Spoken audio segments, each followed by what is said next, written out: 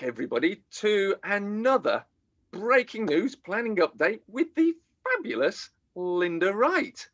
Now, Linda, we've got some good news and we've got some less good news. Shall we start with the less good news first?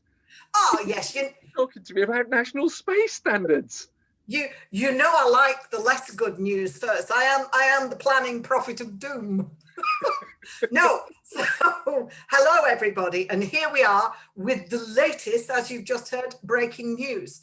I'm going to say the 12th of November, laid before Parliament, was the latest in a string of planning reforms, new statutory instrument that talks about we've done a brief video on this before, warned you that this was coming in, but now they've actually brought in the statutory instrument, and the space standards, the nationally described space standards that are heavily lifted from what is table 3.2, I think it is, from the London plan. It's the residential space standards.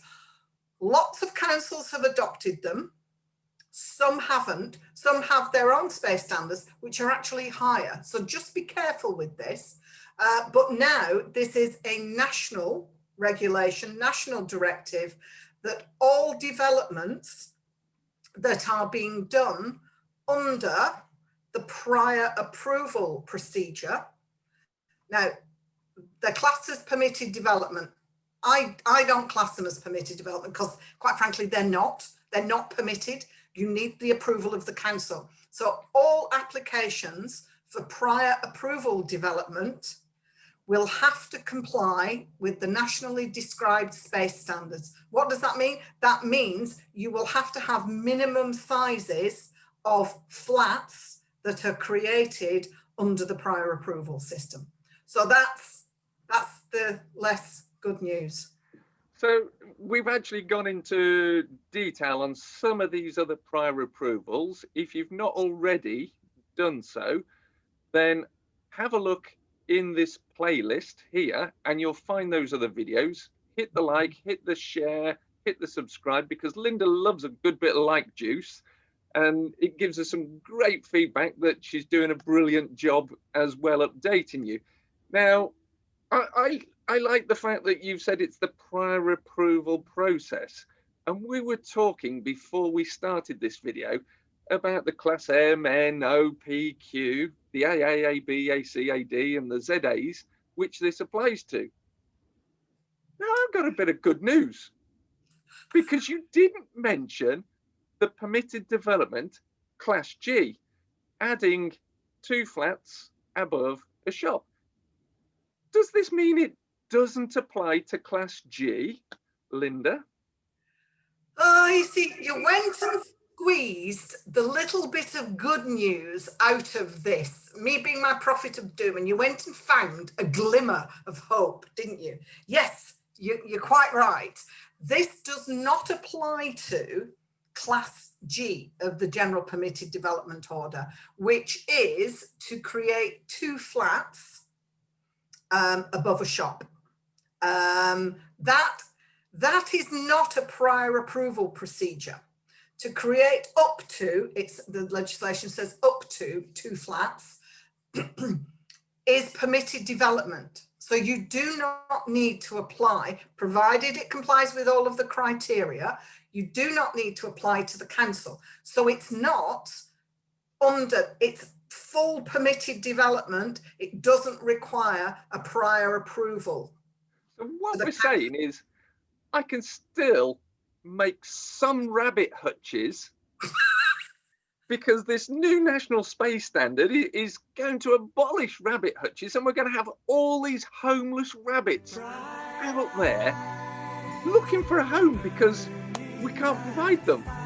Is that right? No.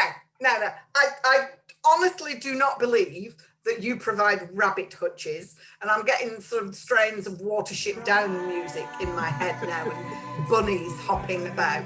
But the government has said that they are specifically trying to prevent some rogue developers who have been building, if you want to call them rabbit hutches, who have been building less than good quality living environments, places that are too small.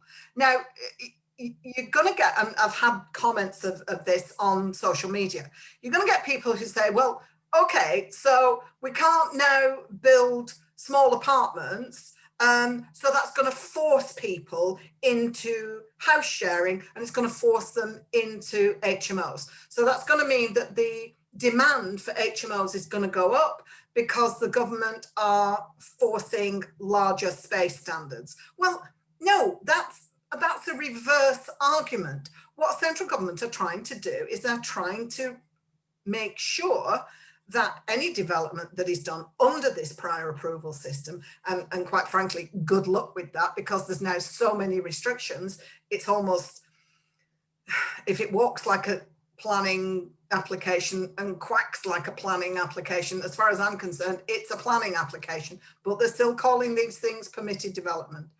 So well, I'm seeing this, Linda, as potentially a straw that breaks the camel's back, because from a developer's perspective, yeah, you've got so many square foot within a building, and in order to offer a vendor the best price that they might want, you need to get the maximum value from that floor area to make the deal stack.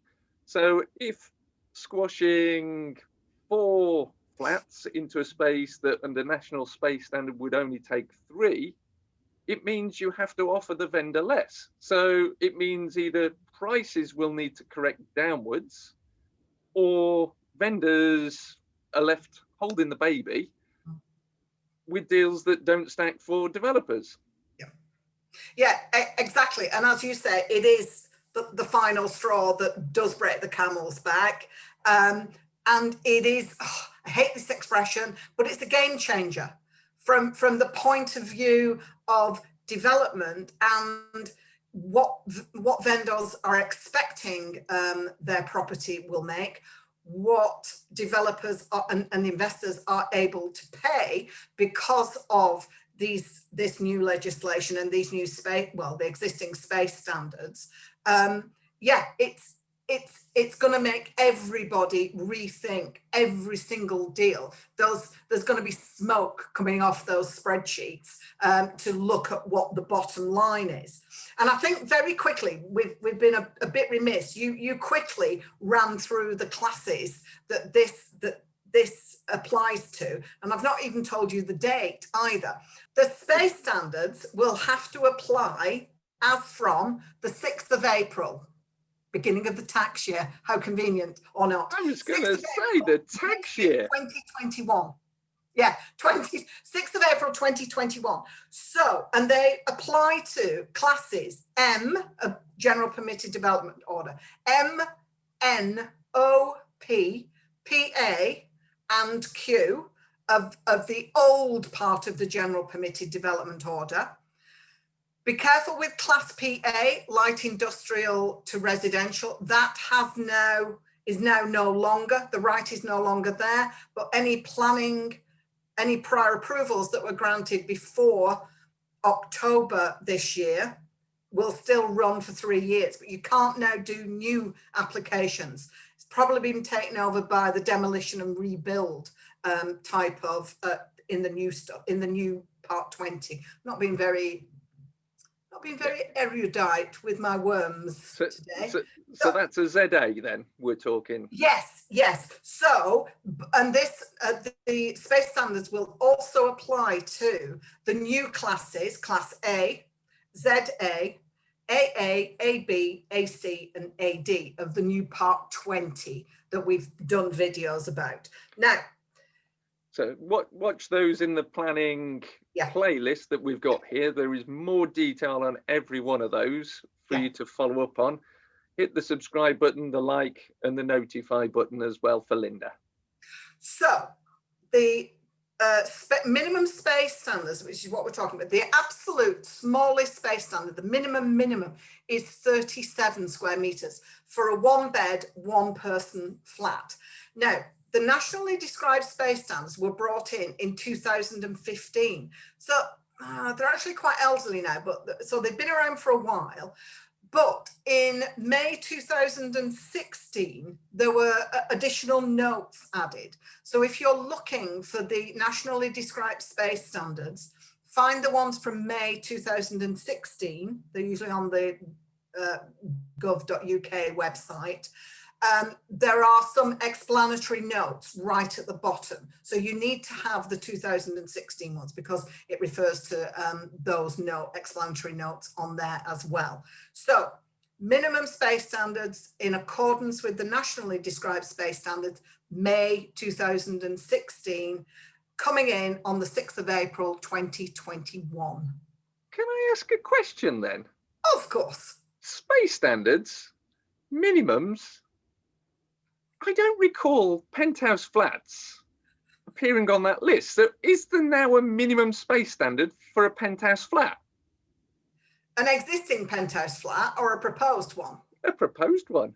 Well, the proposed ones are covered in the new classes A, ZA, AA, AB, AC, or AD. Well, you get more than 37 square meters in a penthouse flat. Well, so surely there should be a space standard for a minimum for a penthouse.